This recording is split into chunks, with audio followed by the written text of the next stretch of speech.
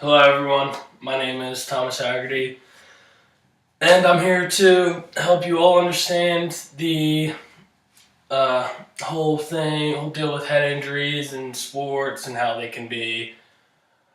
I don't want to say prevented because it's hard to full on prevent them, but I want to say maybe avoided.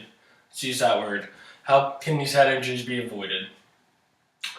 2009, there were a total of 152,363 reported head injuries from hospitals. Those are only the ones that are reported. It's a little ridiculous, but we'll keep it going. I'm not gonna let that stop us here. Essentially, sports are very dangerous.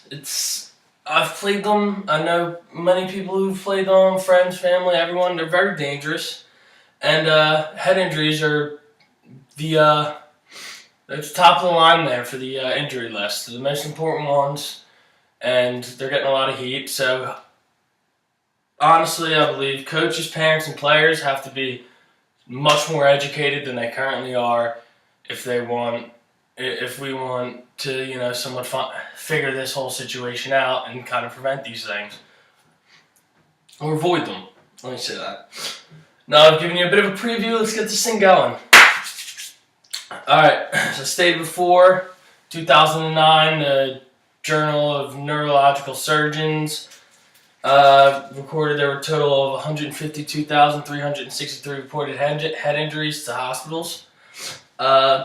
These are just recreational head injuries, like, for example, Little League, you're playing in a rec league if you're too old for Little League, like high school, yeah, even college. But this doesn't just happen in situations like this, even professionals get them. If anybody here has heard me, I've given the example of the Junior Seau story many times, and I'm here to give you a new one. It's about a man named Steve Gleason. Steve Gleason, he was just your average guy, played in the NFL. Just no one really thought he was going to be good. No one thought he was going to make it. He actually ended up getting there. He played for the New Orleans Saints. Didn't really have a specific position, but he was a great special teams guy. Always tried. He was a hard hitter, and he happened to make enough money that in 2008, after an 8-year career, he was able to retire. Now he was going to start to live his life. 3 years later, however, found out that all those blows to the head, all that impact that he was getting, gave the man ALS. It's very upsetting, but that's why I'm here. I'm trying to help everyone here who's listening to this figure out how to prevent this, which just brings us to our next topic. How are we going to prevent it? Many ways that we could try to fix it. The one main one that they continue to bury in our brains is make the equipment better. Mouth guards, helmets, they've all upgraded since as years go on. They've continued to improve, but that's not the point that I'm here to help you understand. What I want you to understand is education. It is very important for us to be educated on this as athletes. Whether you're a coach, a parent, or an athlete, each one of you have to be educated.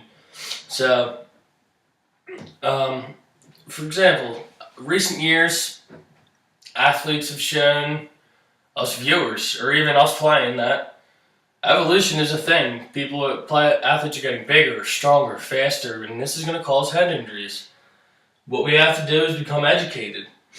I would like to stress to coaches, parents, and athletes that you have to be very knowledgeable at this. For example, I would have coaches take 1 3-hour class, focuses on injuries in sports, but for the majority of it, it focuses on the head injuries.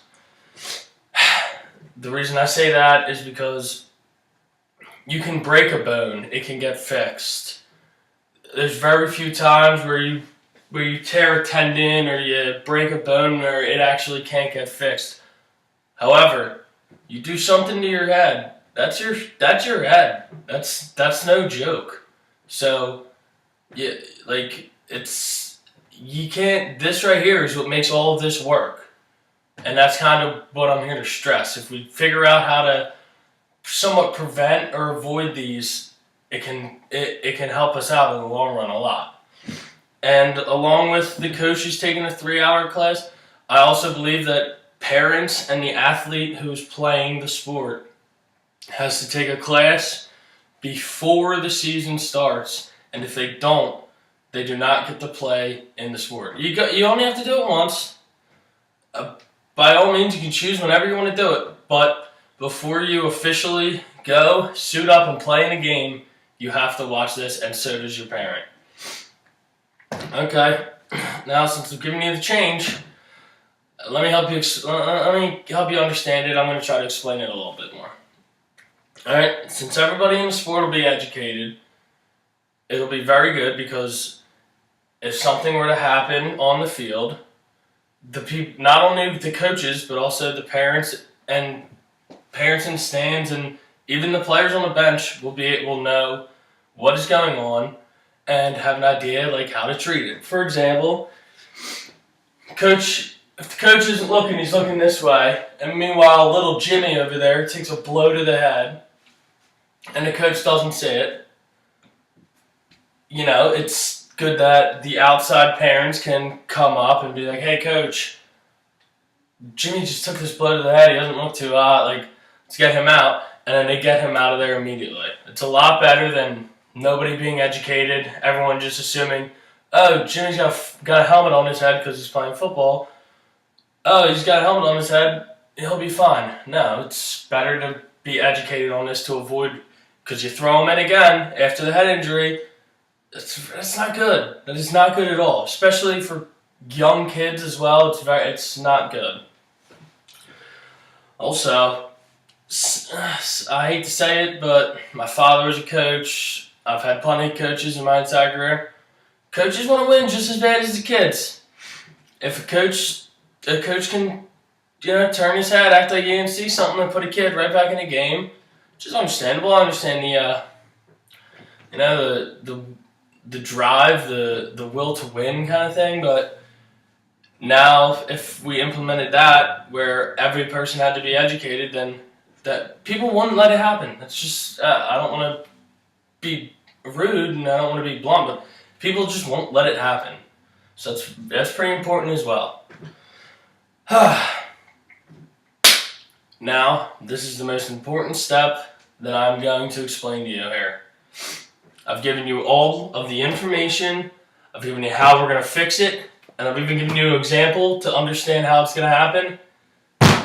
Now here's how we take action. When you leave here today, I'd like you all to go on your whatever it is that you use, if it's an iPhone, a tablet, a computer, a smart TV, I don't even know what any of this stuff is nowadays, but go home, go to whatever website, whether it's your child, yourself, or even a friend, any sort of website, and I want you to send them an email. Just a simple email. Say, "I think we should be more educated on these head injuries.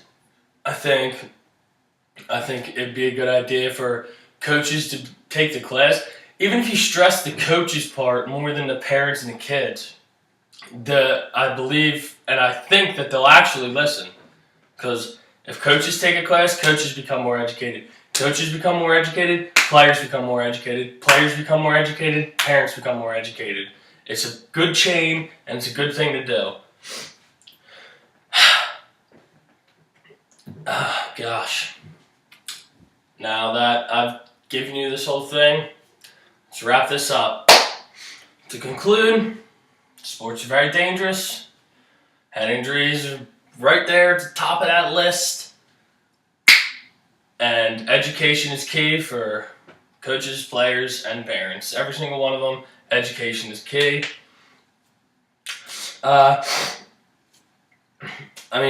We could talk about the equipment, but I don't find the equipment. The equipment it gets better, but it doesn't. It's not the same as being educated on it. You can avoid something if you're educated on it. You can't avoid something just because you have equipment. I don't really know how to explain it, but that's just how I see it. Is that you could have a fire suit on, and walk into a fire and still catch on fire. But if you know not to walk into the fire, you're not going to catch on fire. That's kind of the way that's how I like to think about that. It's better to be more educated than have better equipment. Because if you're more educated, you can avoid it. And if I haven't gotten any of you guys, that's okay. But I want to make sure you leave with one thing. Love sports. I'm a big sports guy. I've always played it. But the things I've seen in these past 23 years regarding head injuries has been unbelievable. I also know from experience what it's like to have a concussion. I've had plenty of them. I've actually had to stop playing contact sports because of concussions. And I'm telling you right now, it's something that you don't want to go through, you don't want your kid to go through, you don't want your friend to go through. Because I've watched people's brains deteriorate in front of my eyes, and it's not good. And if you could just get smarter on the topic, it would just be that much better for everybody. Thank you all.